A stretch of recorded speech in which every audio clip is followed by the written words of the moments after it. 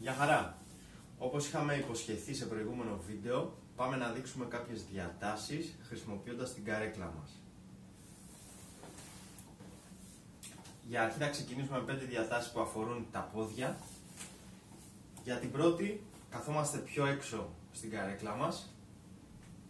Βάζουμε το ένα πόδι να πατάει μόνο με τη φτέρνα, σηκώνουμε τα δάχτυλα προς τα πάνω και σκύβουμε προσπαθώντας να πιάσουμε τα δάχτυλα των ποδιών και να τα τραβήξουμε προς τα πίσω, προς τα πάνω, τεντώνοντας όσο μπορούμε περισσότερο τη γάμπα μας. Μένουμε τουλάχιστον για 20 δευτερόλεπτα σε αυτή τη θέση και φυσικά αλλάζουμε, κάνουμε το ίδιο και με το άλλο πόδι.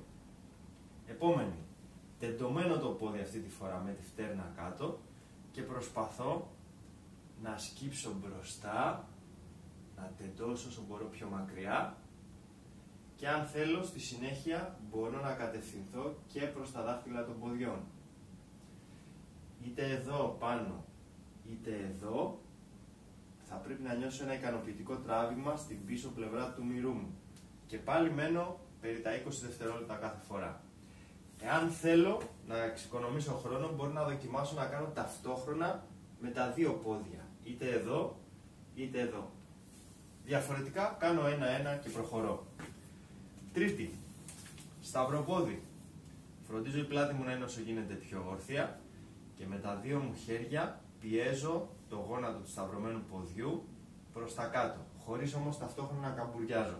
Παραμένω ευθυτενής και σπρώχνω προς τα κάτω, μακραίνοντας τη σπονδυλική μου προς τα πάνω ταυτόχρονα. Πολύ ωραία. Φυσικά κάνουμε και την άλλη πλευρά. Επόμενη.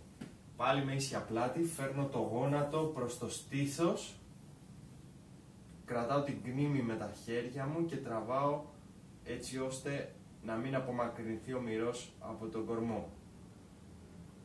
Μένω σε αυτή τη θέση πάλι για 20 περίπου δευτερόλεπτα, χαλαρώνω, κάνω και την άλλη πλευρά. Και μία τελευταία, κάθομαι όσο μπορώ προσεκτικά και με ασφάλεια στην άκρη του καθίσματός μου και με καλή στήριξη στο ελεύθερο χέρι και το πόδι που πατάει, σηκώνω το πέλμα του ποδιού που θέλω να διατείνω και τραβάω έτσι ώστε η φτέρνα να έρθει προς το γλουτό. Θέλουμε να κάνουμε μια καλή διάταση για την περιοχή του μυρού, του τετρακεφάλου. Μένω και εδώ τα προβλεπόμενα 20 δευτερόλεπτα και αλλάζω.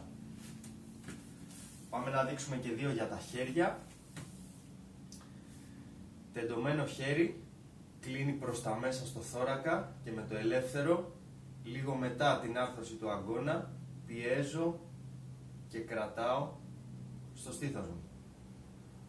Προσοχή, δεν πιέζουμε ψηλά προς το λαιμό, χαμηλά στο θώρακα. Κρατάμε και αυτή τη θέση για περίπου 20 δευτερόλεπτα και μετά αλλάζουμε.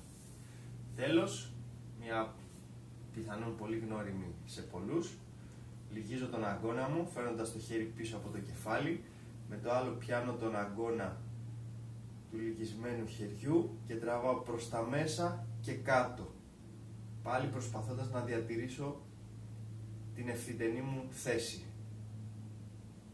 Μια πολύ καλή διάταση για την περιοχή εδώ του τρικεφάλου.